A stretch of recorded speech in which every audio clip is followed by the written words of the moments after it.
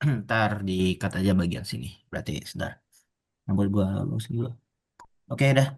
Anjay. Hmm. eh, Assalamualaikum warahmatullahi wabarakatuh. Sebelumnya perkenalkan kami dari kelompok 4C pada pada mata kuliah PTI ini kami akan mempresentasikan tentang proposal kami. Sebelum itu, perkenalkan anggota kelompok kami dulu mulai dari saya Surya Bagaskara. Saya Arza Restu Arjuna. Saya Muhammad Faisal. Saya Dimas Fakih Nur Aulia Rohman. Dan saya Muhammad Fabian Rizky. Oke, kita langsung saja untuk ke slide berikutnya. Pertama ada latar belakangnya. Mengapa kita membuat proposal ini? Karena kami di sini notice ada beberapa masalah yang ada di Unila ini. Beberapanya di antara lainnya. Dan pertama adalah kendaraan tidak tertib, di mana para mahasiswa maupun staf-staf yang menggunakan parkiran di mau jurusan teknik dan dimanapun, itu kendaraannya kurang tertib. Kemudian petugas keamanan yang terbatas dan juga akses keluar masuk yang lumayan susah karena terkadang akses keluar masuknya itu hanya terbatas gitu. Next.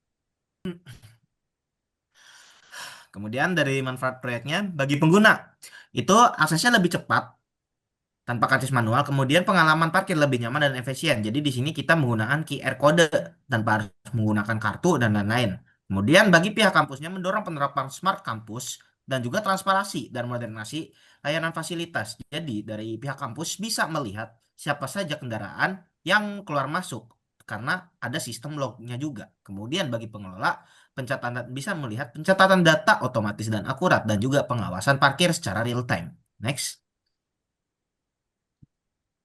Nah, pada metodologi pengembangannya di sini kami setuju berlima menggunakan Agile. Kenapa kami berlima menggunakan Agile pada proposal kali ini? Karena yang pertama fleksibel, kemudian juga adaptif terhadap perubahan. Jadi jika misalkan di salah satu tahapnya terdapat perubahan, kita bisa mengulangnya lagi. Kemudian juga kami mendorong kolaborasi antara developer dan pengguna.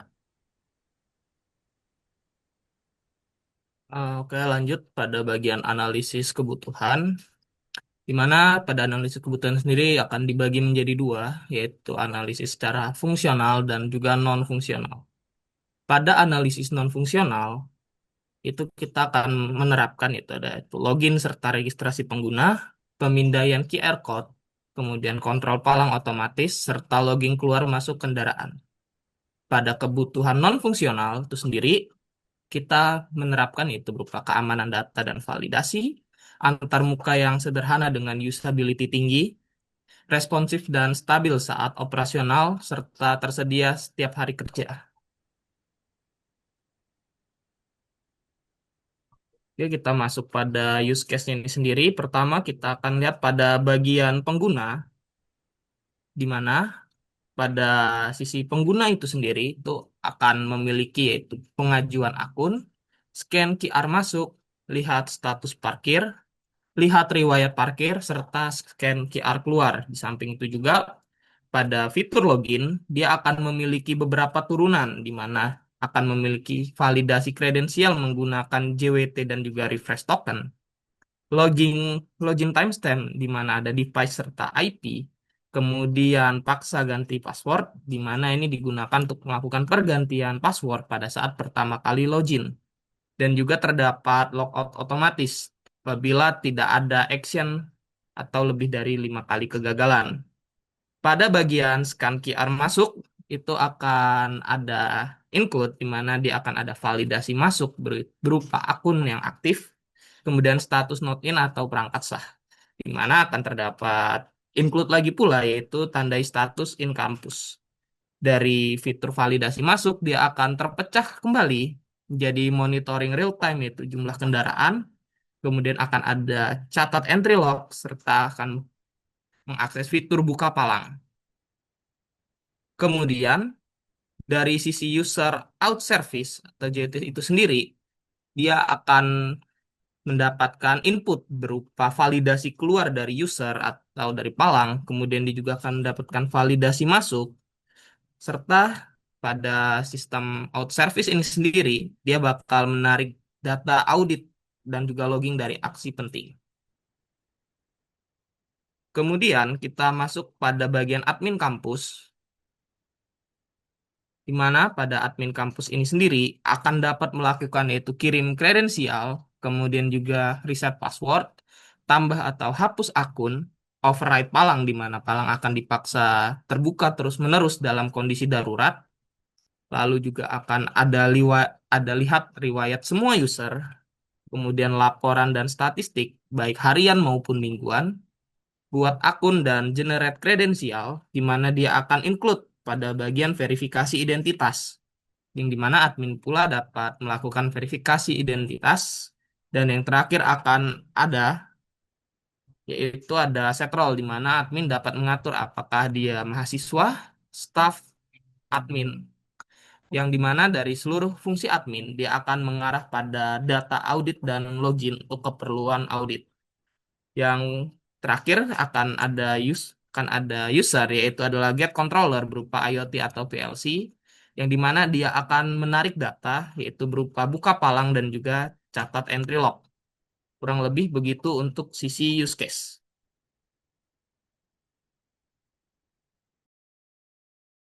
Oke, kita lanjut ke activity diagram. Kami di sini membuat activity diagram menyesuaikan dari use case-nya. Ada beberapa yang digabung dan juga ada beberapa yang dipisah. Yang digabung itu yang berkaitan dan untuk alurnya dia sama seperti itu, makanya kami gabung. Kita mulai dulu di sini. Untuk activity pertama ada activity ajukan akun. Di sini pertama dari sisi user dia akan memilih menu ajukan akun. Kemudian user akan mengisi form berupa NIP atau NIP, NIP atau NIM, nama, email, @student dan lain sebagainya. Setelah diisi formnya, user akan men-trigger tombol submit. Kemudian sistem akan menerima data yang sudah diinputkan oleh user tadi. Sistem akan mengecek apakah ada data duplikat atau tidak. Kemudian sistem akan mengirim data ke admin. Nah, kemudian admin di sini akan memberi hasilnya, apakah ACC ataupun ditolak untuk pengajuan akun tersebut. Admin akan memberikan hasil pengajuannya, memberitahu lewat sistem, dan sistem akan meneruskannya kepada user yang sebelumnya tadi sudah melakukan ajukan akun. Dia akan menerima hasil berupa gagal ataupun berhasil. Untuk activity kedua ada scan QR masuk. Pertama, user akan memilih menu scan QR masuk. Kemudian user akan diarahkan membuka kamera untuk QR gate-nya. Kemudian dari device ini dia akan menangkap kode QR-nya serta mengirim data ke dalam sistem. Di sistem dia akan memverifikasi token QR-nya. Di sistem di sini dia ada decision berupa lakukan validasi masuk. Ada dua opsi, ada dua kemungkinan, ada kemungkinan valid dan ada kemungkinan tidak valid. Untuk yang valid sendiri, dia akan mengubah statusnya menjadi in kampus dan menyimpan di dalam log. Sedangkan untuk keterangan tidak valid, dia akan mengirim pesan error. Nah, dari sistem ini dia akan meneruskan hasilnya ke user, sehingga user dapat melihat hasil scan apakah berhasil ataupun gagal. Kemudian di sini ada activity untuk lihat status parkir. Di sini usernya memilih menu status parkir. Kemudian sistem akan mengambil data kapasitas dan jumlah terisi, serta menghitung sisa slot yang tersedia. Kemudian sistem akan menampilkan status ke user, apakah penuh ataupun tersedia. Dan user akan melihat apakah ada slot kosong ataupun tidak. Kemudian untuk activity berikutnya, masih dengan aktor user dan objek sistem. Di situ dia ada, pertama, user akan memilih menu riwayat parkir. Kemudian sistem akan mengambil data riwayat parkir milik user, baik itu masuk ataupun keluarnya. Kemudian sistem akan menyusun daftar log dari data yang tadi sudah diambil. Kemudian sistem akan menampilkan riwayatnya ke user dan user akan melihat riwayat yang tadi dia pilih, yakni riwayat parkir. Kemudian ada activity untuk scan QR keluar. Jadi eh, user memilih menu scan QR keluar, kemudian mengarahkan kamera ke QR gate. Dan dari scannernya atau device yang digunakan, dia akan menangkap kode QR dan mengirim datanya ke sistem. Jadi device atau scanner di sini merupakan sebuah perangkat yang digunakan oleh user, dapat berupa HP atau lain sebagainya, yang dapat menangkap kode QR serta mengirimkan datanya.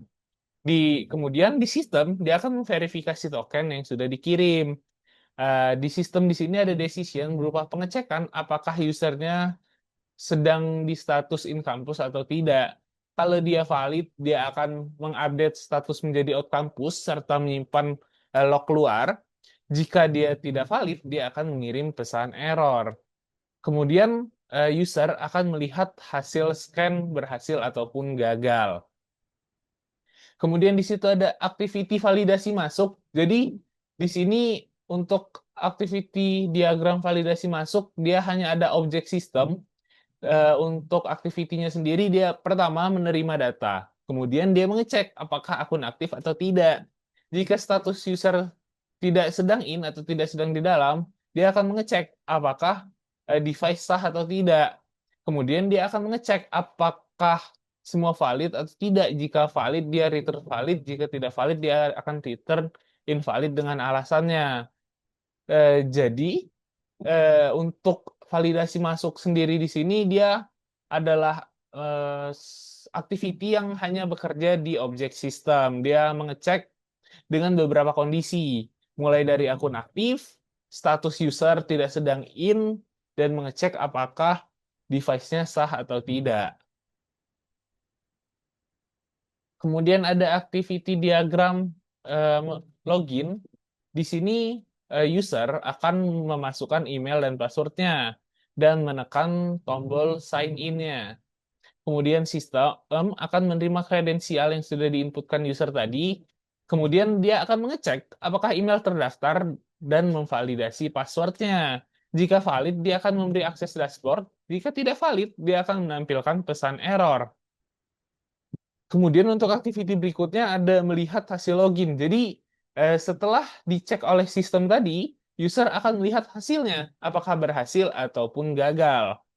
Kemudian activity diagram yang ke-8 ada validasi keluar, catat exit log dan membuka palang. Di situ dia pertama dimulai dari login, kemudian sistemnya akan mengkonfirmasi login, kemudian pengguna akan scan QR, dan pengguna akan memilih opsi keluar dari tempat parkir. Untuk sistem, dia akan memerintah gate controller untuk membuka. Kemudian gate controller akan di objek gate controller, dia akan memerintahkan microcontroller menerima perintah, menerima membuka palang parkir, dan mencatat exit log. Kemudian setelah dicatat exit log oleh sistem, dia akan memberikan konfirmasi berhasil ke pengguna. Dan terakhir pengguna akan menerima notifikasi. Kemudian kita lanjut ke activity diagram tandai status monitoring real time. Di situ pengguna akan login. Setelah login, dia akan divalidasi oleh sistem. Setelah divalidasi oleh sistem, pengguna akan men-scan QR dan memilih opsi keluar dari tempat parkir. Setelah itu, sistem akan memerintahkan gate controller untuk membuka. Dan di gate controller ada activity microcontroller menerima perintah serta membuka palang parkir. Kemudian akan dicatat lognya oleh sistem dan sistem akan memberikan konfirmasi ke pengguna. Pengguna akan menerima konfirmasi. Kemudian di situ ada activity buka palang. Jadi di activity buka palang ini dia jalannya secara berbarengan saat dimulainya. Di situ ditandai dengan user login dan admin login. Kemudian di situ Jadi di sini dia akan dijalankan 3 sekaligus secara berbarengan. User login, admin login, serta gerbang terbuka tertutup. Kemudian di situ kalau kita lihat dari sisi pengguna terlebih dahulu. Untuk user login, dia aktiviti berikutnya ada melakukan login, logout, edit, dan aksi melalui aplikasi. Kemudian dia akan berakhir di sistem dengan melakukan audit dan logging. Kemudian jika kita lihat di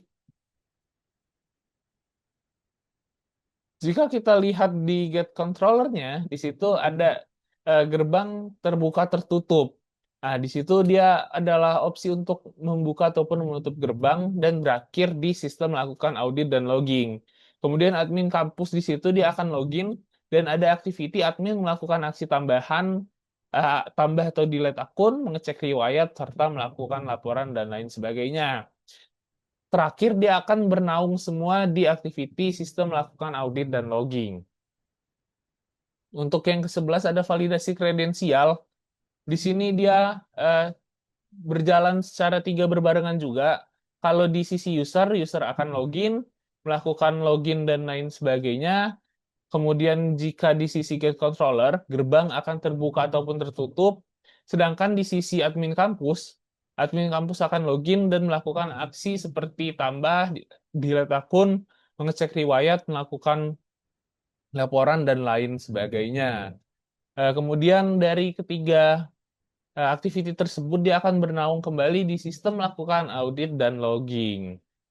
Untuk login, untuk aktivitas login kurang lebih sama. Jadi dia akan berjalan berbarengan antara user login, gerbang terbuka tertutup, dan admin loginnya.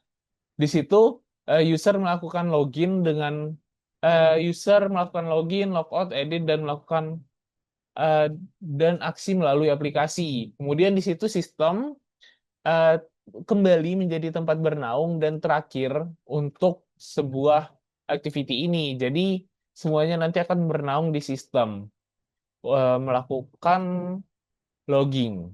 Kemudian di situ untuk get controllernya dia akan terbuka tertutup dan admin kampus di sini dia dapat login juga dapat setelah dia login dia dapat melakukan aksi tambah, delete akun, mengecek riwayat, melakukan laporan dan lain sebagainya. Baik, selanjutnya terdapat activity diagram ganti password dan activity diagram logout otomatis. Jadi kedua ini sama seperti sebelumnya karena masih termasuk dalam aksi yang dapat kita lakukan melalui aplikasi. Jadi bentuk activity diagramnya sama. Lanjut.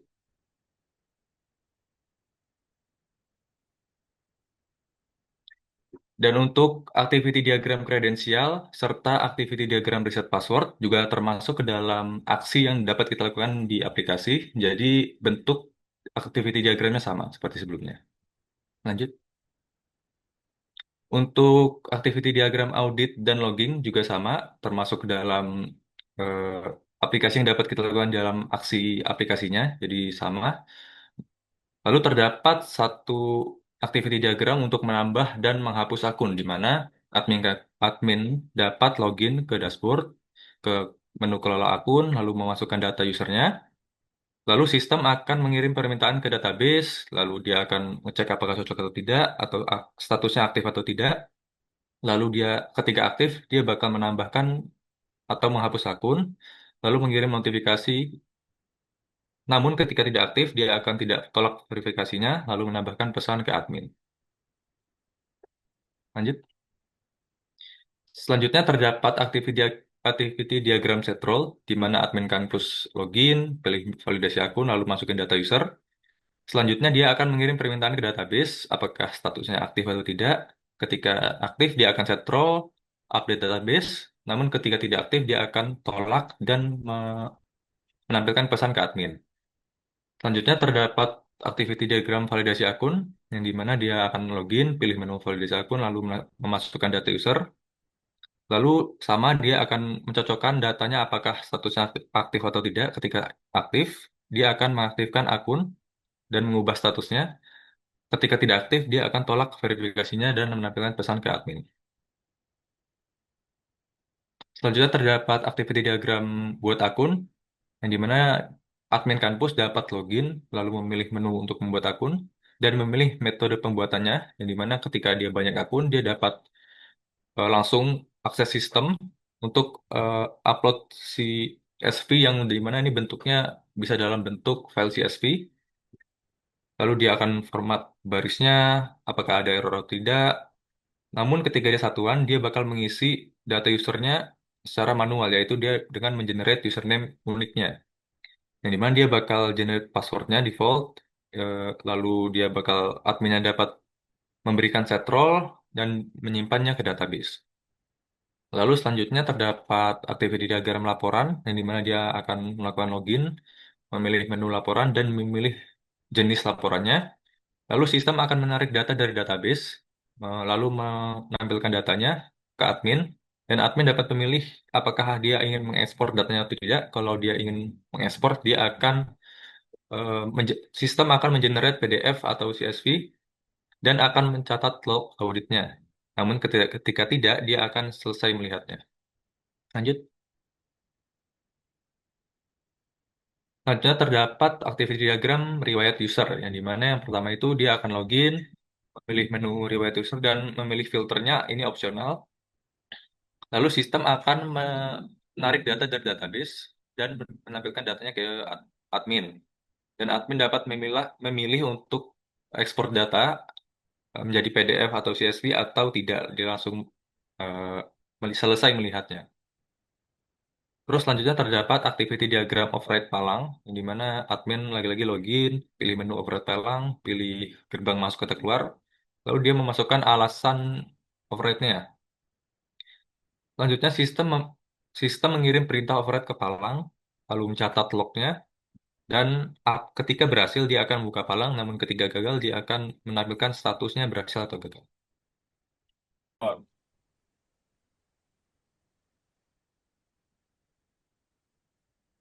Gitu ya. Baik, selanjutnya di sini ada desain sistem atau arsitektur sistem yang kami gunakan, di mana di sini yang pertama ada API Gateway, yang di mana dia akan bertindak sebagai gerbang utama dan perantara untuk semua komunikasi yang akan terjadi, di mana dia akan menerima permintaan dari klien device dan juga IoT device-nya. Dan juga dia akan meneruskan permintaan tersebut ke server untuk diproses. Nah, kemudian di sini ada server sebagai back-end-nya, yang dimana dia itu sebagai otak dari sistemnya yang akan menjalankan semua logika bisnisnya, dan dia akan berinteraksi hanya dengan API gateway, di mana dia akan menerima dan mengirim respon, dan database akan membaca dan menulis datanya. Kemudian selanjutnya di sini ada client device-nya dan juga IoT device-nya untuk komponen di ujung depannya. Nah, di sini client device dan IoT device ini akan berkomunikasi melalui API gateway-nya untuk meminta data dari klien atau mengirimkan data hasil scan atau menerima perintah untuk buka palangnya. Kemudian selanjutnya ada database, yaitu tempat penyimpanan datanya, di mana dia akan diakses dan dikelola secara langsung oleh server untuk menjaga keamanan datanya. Next. Nah, selanjutnya di sini ada mockup atau desain sistem yang sudah kami rancang, di mana pada tampilan awal itu terdapat splash screen yang menampilkan logo QPark sebagai identitas utama dari...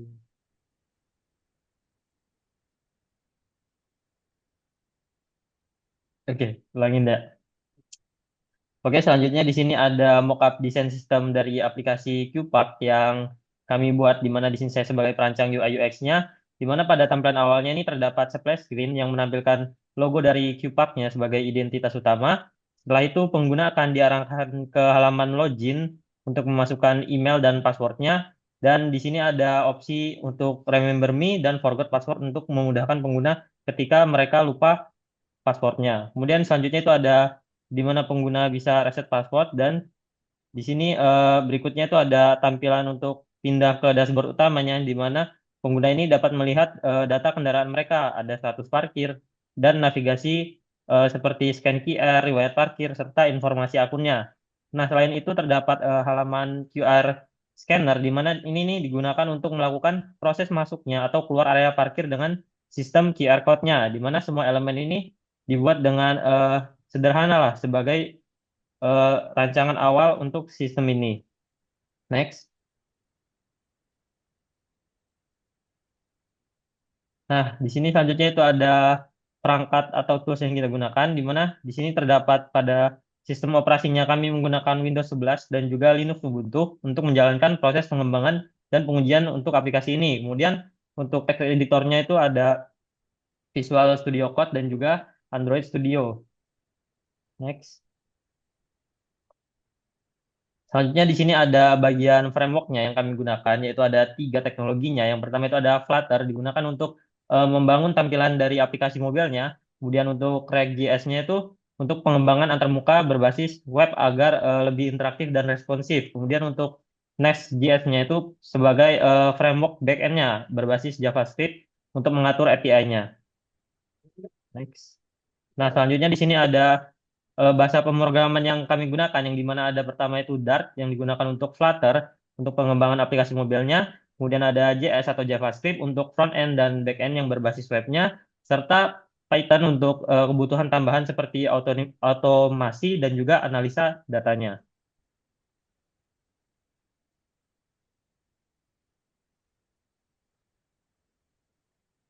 Oke, ini yang nutup gua aja apa gimana? Tutup, tutup. Iya. Baik, mungkin sekian penjelasan dari kelompok kami. Kami mohon maaf apabila ada salah kata. Kami akhiri. Wassalamualaikum warahmatullahi wabarakatuh. Wah, Waalaikumsalam.